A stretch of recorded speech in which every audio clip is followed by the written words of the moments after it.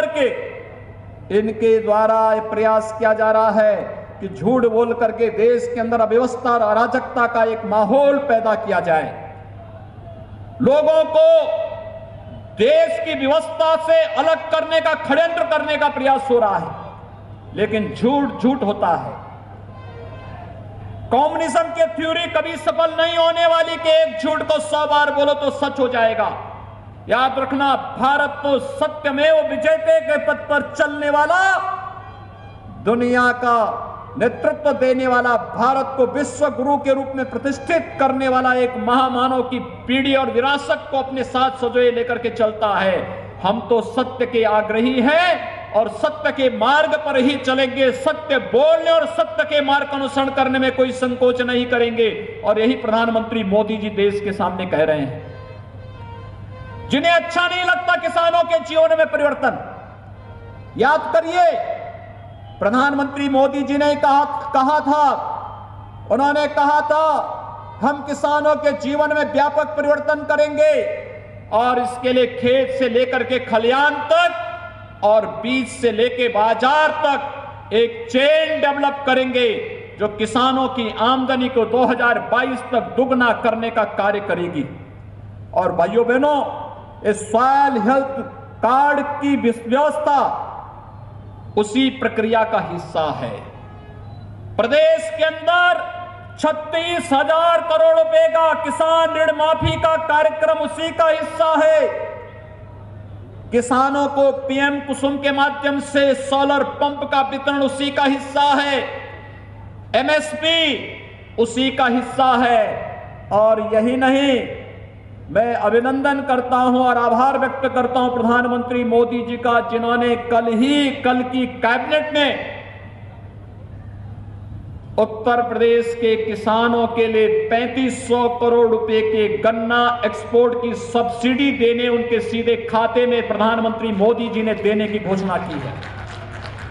आप सोचिए, ये 3500 करोड़ रुपए हमारे अन्नदाता किसानों के खाते में सीधे प्रधानमंत्री जी क्लिक करेंगे और अन्नदाता किसानों के खाते में एक पैसा जाएगा।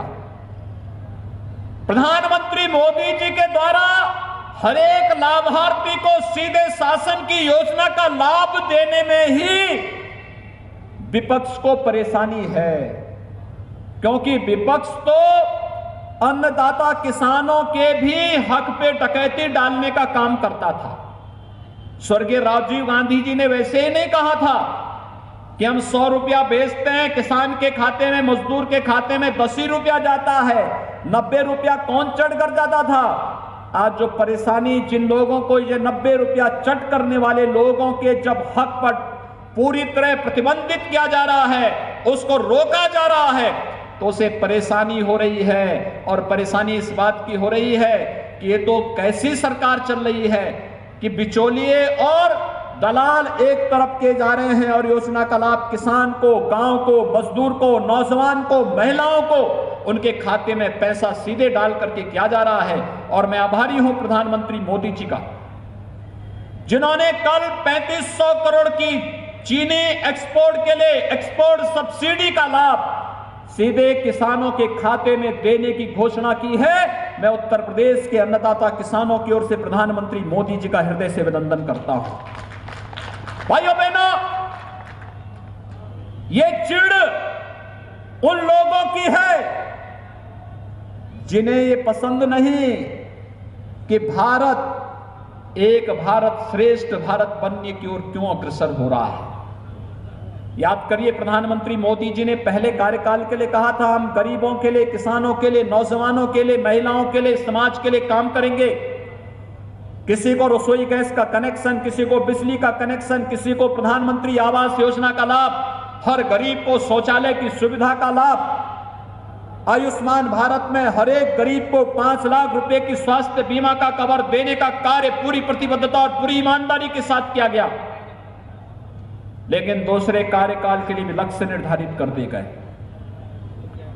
आपने देखा होगा एक जगह धरना चल रहा है और धरने में मांग क्या हो रही है। पहले जिन्होंने कहा एमएसपी की गारंटी मिलनी चाहिए, भारत सरकार ने कहा कि एमएसपी तो हम दे ही रहे हैं, एमएसपी वापस लेने का कोई सवाल ही नहीं होता है। एमएसपी बल्कि कृषि संबंधी 3 कानून बनने के बाद सितंबर 2020 में एमएसपी में बढ़ोतरी करने का काम भी प्रधानमंत्री मोदी जी के नेतृत्व में केंद्रीय कैबिनेट ने किया है। लेकिन गुमराह करने वाले लोग क्यों गुमराह कर रहे हैं? क्योंकि उन्हें बुरा लग रहा है। और बुरा किस बात का लग रहा है? क्योंकि जो लोग भारत के स्वाभिमान और सम्मान को कचोड़ते थे, भारत की आस्था के साथ खिलवाड़ करते थे, जिन्हें यह बर्दाश्त नहीं है कि अयोध्या में भगवान राम का भव्य मंदिर क्यों बन रहा है, आज वे लोग परेशान हैं। क्योंकि अब तो प्रधानमंत्री मोदी जी ने अयोध्या में भगवान राम के भव्य मंदिर के निर्माण का शुभारंभ भी कर दिया है। और भाइयों बहनों, यही परेशानी है इन लोगों को, क्योंकि ये लोग इसी बात को लेकर के परेशान हैं। ये लोग मामले को लटकाते थे, भटकाते थे, लड़ाते थे और हर स्तर पर प्रयास करते थे कि कहीं भी किसी भी व्यक्ति को इस मुद्दे को उठाने की छूट न दी जाए। विपक्ष अयोध्या जाने में डरता था। मुझे लगता है जब मैं यहां पर अभी अपने विधायकों के नाम पढ़ रहा था, देखिए मैं नाम जब यहां पे पढ़ रहा था और पढ़ते पढ़ते मैं देख रहा था कि हमारे पूर्वज कितने महान थे। कहीं न कहीं अपने नाम के आगे या नाम के पीछे राम शब्द लगते थे। राम बहोरन मौर्य, राम शब्द से नाम आगे आ रहा है, या बाबू राम। ये हमारे पूर्वजों की सोच है। राम के प्रति भारत की सनातन आस्था को व्यक्त करने वाला यह भाव, और भारत की आस्था पर प्रहार करने वाले लोग नहीं चाहते थे कि अयोध्या में भगवान राम का मंदिर बने। और हमारा किसान तो जब मिलता है राम राम ही कहता है, उसका संबोधन ही राम राम का होता है। सुबह मिले शाम मिले राम राम। और अगर प्रियजन गुजर गए तो राम नाम सत्य है कहकर के अंतिम यात्रा भी निकाल लेते हैं।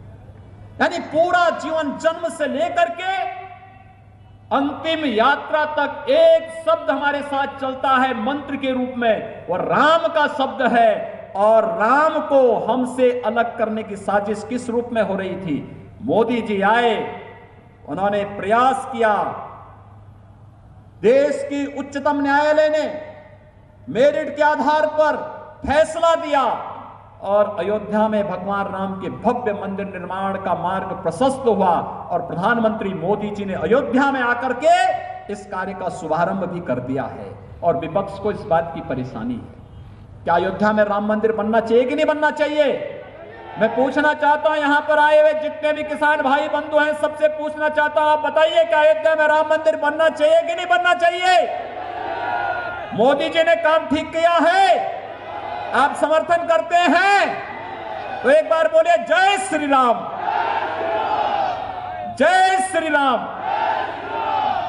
विपक्ष को दूसरी परेशानी क्या है? दूसरी परेशानी है 1952 में कांग्रेस ने जम्मू कश्मीर में एक धारा 370 लगा दी थी। ये धारा 370 पहले तो इस बात के लिए व्यवस्था करती थी कि शेष भारत के लोग जब जम्मू कश्मीर में जाएंगे तो उनको परमिट लेना पड़ेगा। लेकिन इसके लिए जनसंघ के संस्थापक अध्यक्ष डॉक्टर श्यामा प्रसाद मुखर्जी के नेतृत्व में एक आंदोलन चला और आंदोलन के माध्यम से तय हुआ कि नहीं, एक देश में एक विधान, एक प्रधान और एक निशान ही रहेगा। परमिट सिस्टम हम समाप्त करवाएंगे। और परमिट सिस्टम समाप्त करने के लिए डॉक्टर श्यामा प्रसाद मुखर्जी ने अपना बलिदान दिया था। भारतीय जनता पार्टी ने जम्मू कश्मीर के लिए और भारत के नागरिकों को कश्मीर के अंदर किसी प्रकार की आवाजाही में कोई प्रतिबंध न हो, इसके लिए आंदोलन किया। लेकिन कांग्रेस ने एक व्यवस्था वहां और बना दी। अगर बरेली के लोग, शाहजहांपुर के लोग, पीलीभीत के लोग और बदायूं के लोग चाहे, यहां का नौजवान चाहे, वो अच्छा खासा कमा रहा है, उसको लगता है कि नहीं मुझे यहां के साथ साथ अपना एक मकान श्रीनगर में बनाना है, वैष्णो देवी की यात्रा के लिए जाते हैं तो कटरा में एक धर्मशाला बनाना है, नहीं बना सकता था। भाइयों बहनों, प्रधानमंत्री मोदी जी ने और गृह मंत्री अमित शाह जी ने कश्मीर में धारा 370 को समाप्त करके बरेली, पीलीभीत, बदायूं और शाहजहांपुर के लोगों को भी छूट दे दी है। आप चाहें तो जम्मू कश्मीर के अंदर, आप चाहें तो श्रीनगर या लद्दाख के अंदर अपने लिए जमीन खरीद करके अपना मकान या गेस्ट हाउस या धर्मशाला का निर्माण कर सकते हैं। ये काम अच्छा हुआ है। मैं आपसे पूछना चाहता हूं, जम्मू कश्मीर में धारा 370 समाप्त करके जो अधिकार प्रधानमंत्री मोदी जी ने पूरे देश को दिया है, क्या यह अच्छा कार्य हुआ है? आप समर्थन करते हैं? प्रधानमंत्री मोदी जी का अभिनंदन करते हैं? तो मेरे साथ बोलेंगे, भारत माता की, भारत माता की। और साथ साथ मैं आज एक मुस्लिम धर्मगुरु का बयान पढ़ रहा था। जम्मू से उनका बयान आया है और उन्होंने कहा कि हम प्रधानमंत्री मोदी जी का अभिनंदन करते हैं कि जम्मू कश्मीर के विकास की प्रक्रिया को उन्होंने धारा 370 को समाप्त करके आगे बढ़ा दिया है। भाइयों बहनों, हमारा यह शरीर है, अगर शरीर का कोई अंग कमजोर हो जाता है तो शरीर पूर्णांग नहीं माना जाता। अगर देश का कोई हिस्सा विकास की प्रक्रिया से वंचित हो जाए, कमजोर हो जाए, तो क्या देश मजबूत हो पाएगा? और यही स्थिति थी। 4 परिवार जम्मू कश्मीर का पूरा बजट हजम कर जाते थे। वहां की जनता को इसका लाभ नहीं मिल पाता था और इसके लिए धारा 370 समाप्त होनी आवश्यक थी। जम्मू कश्मीर के अंदर आतंकवाद और अलगाववाद की जड़ें समाप्त हो सके और पाकिस्तान प्रस्त आतंकवाद को उसकी माद में घुस करके भारत के बहादुर जवान जवाब दे सके, इसके लिए धारा 370 समाप्त होनी आवश्यक थी। और प्रधानमंत्री मोदी जी ने जब ये काम किया तो विपक्ष को यह भी बुरा लग रहा है। उनकी परेशानी वही है और उस खिसियाहट को कि आज भारत तो विकास कर जा रहा है, क्योंकि देश तो वही, संसाधन वही, नेतृत्व बदला तो देश का परसेप्शन भी बदल गया। देश के प्रति दुनिया की निगाहें और नजरें भी बदल गई।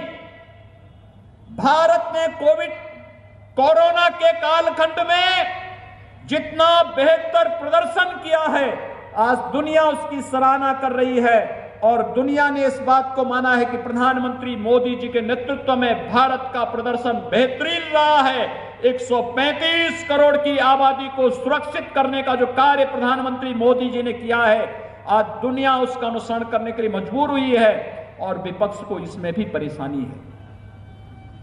भाइयों बहनों, आप सब जानते हैं कि प्रधानमंत्री मोदी जी ने भी और केंद्रीय कृषि मंत्री जी ने बार बार कहा है कि कृषि संबंधी सुधार के लिए जो कानून भारत सरकार ने बनाए हैं, यह किसानों की जमीनों को किसी को भी कब्जा करने की छूट नहीं देती है।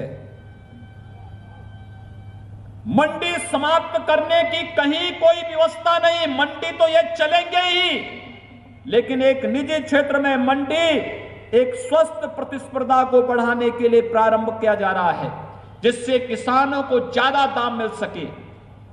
किसान अपनी उपज को मंडी के अलावा अगर कहीं बाहर बेचना चाहेगा, उस पे किसी भी प्रकार का कोई टैक्स नहीं लगेगा।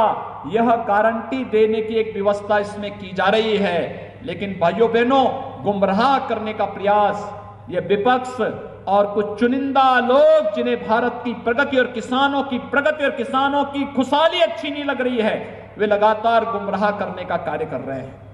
और इसीलिए आज हम सबको आपके पास आने के लिए मजबूर होना पड़ा।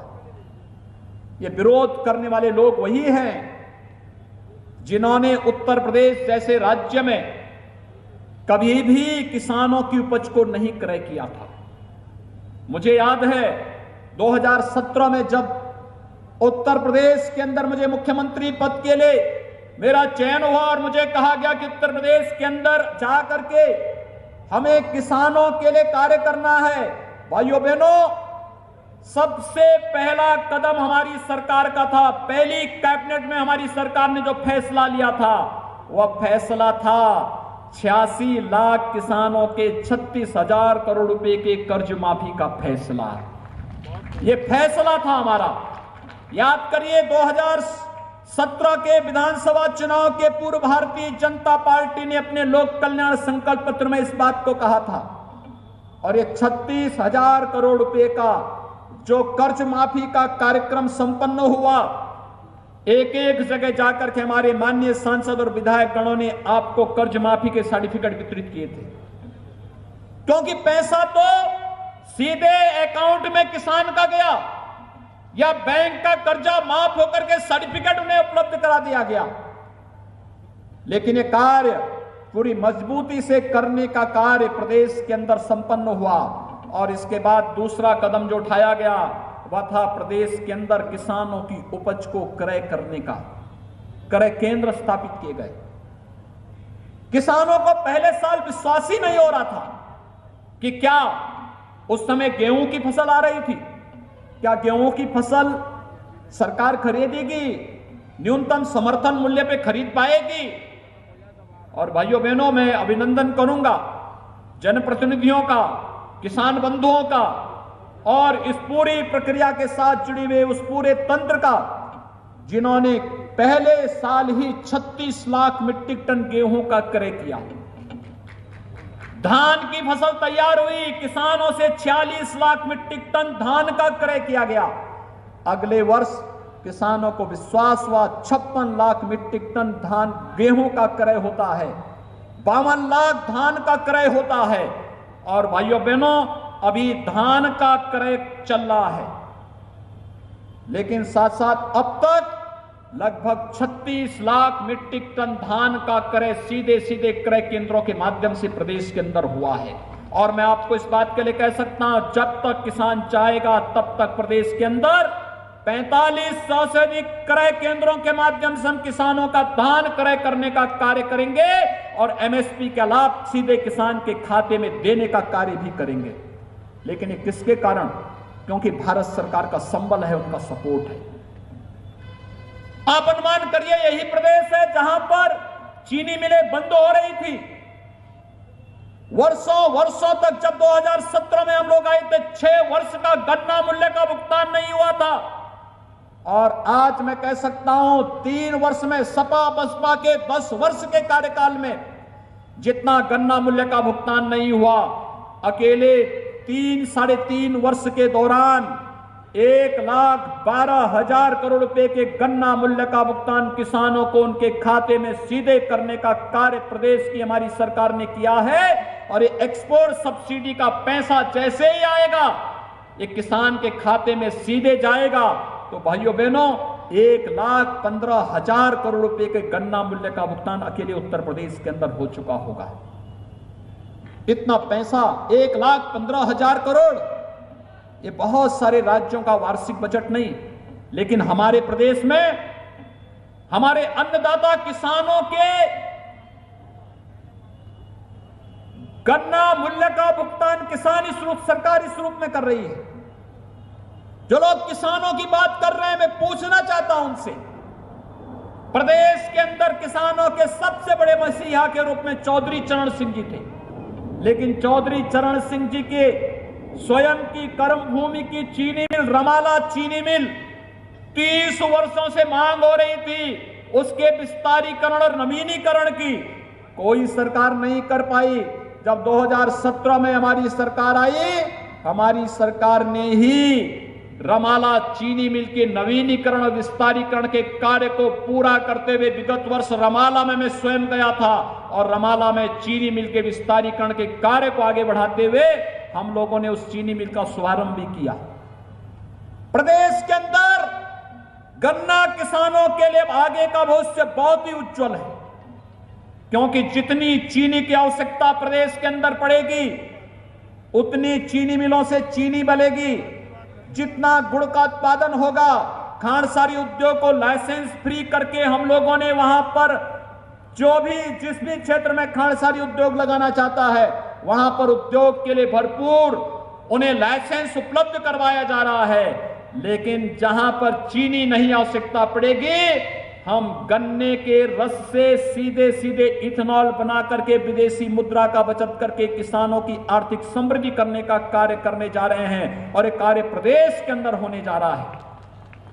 यही तो लोगों को बुरा लग रहा है। जो लोग आज गुमराह कर रहे हैं, उन लोगों को यही बुरा लग रहा है कि वास्तव में किसानों के लिए नई नई चीजें क्यों, बायोफ्यूल की यूनिट लगने जा रही है और बायोफ्यूल के माध्यम से किसान की आमदनी को अतिरिक्त आमदनी करने के लिए पराली का यानी धान का तो दाम मिलेगा ही मिलेगा, पराली का भी अतिरिक्त दाम मिल सके, इसके लिए बायोफ्यूल की एक नई पॉलिसी के साथ सरकार सामने आई है। मंडी समिति को ई नाम से जोड़ने के लिए प्रधानमंत्री मोदी जी ने जो कार्यक्रम आगे बढ़ाया है, उत्तर प्रदेश की 100 से अधिक मंडियां इसके साथ जुड़ चुकी हैं। हम तो मंडियों को तकनीक के साथ जोड़ रहे हैं, आधुनिक इंफ्रास्ट्रक्चर के साथ जोड़ रहे हैं, लेकिन विपक्ष गुमराह क्या कर रहा है कि मंडी बंद हो जाएगी। मंडी कहां से बंद हो रही है? हम तो मंडी को तकनीक के साथ जोड़ रहे हैं, अच्छी सड़कें दे रहे हैं, अच्छे शेड दे रहे हैं, अच्छा पार्किंग दे रहे हैं। किसान बंधु, किसान भाई जब वहां आएगा उसके लिए बैठने की व्यवस्था दे रहे हैं, उसके लिए बुनियादी सुविधाएं दे रहे हैं। लेकिन विपक्ष है कि जब कोई मुद्दा नहीं बचा तो एक झूठ को बार बार झूठ बोल करके गुमराह करने का प्रयास कर रहा है।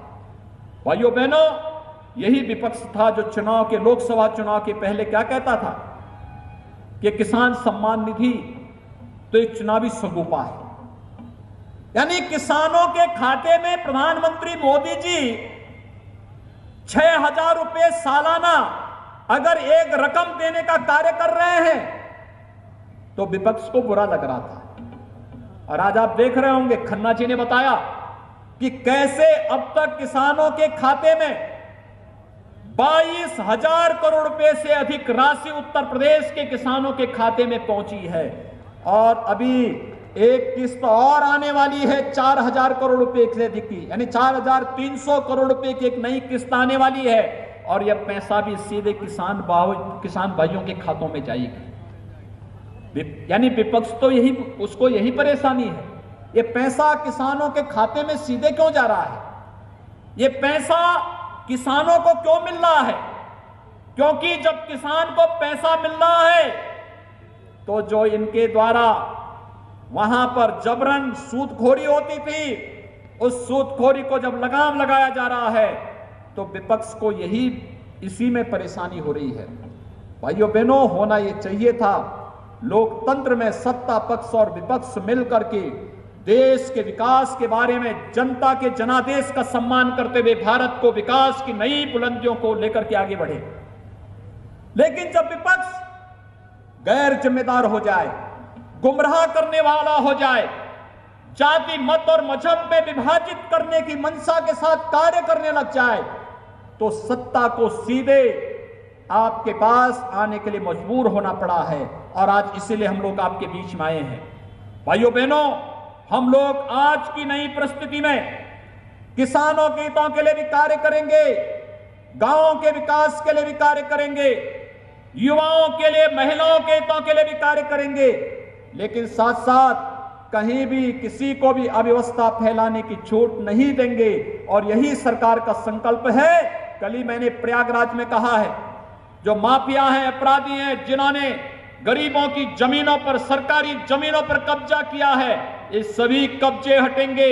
उन कब्जों में हम गरीबों के लिए, पत्रकारों के लिए, अधिवक्ताओं के लिए, शिक्षकों के लिए और एक आवासीय सुविधा की एक नई स्कीम लेकर के आने जा रहे हैं।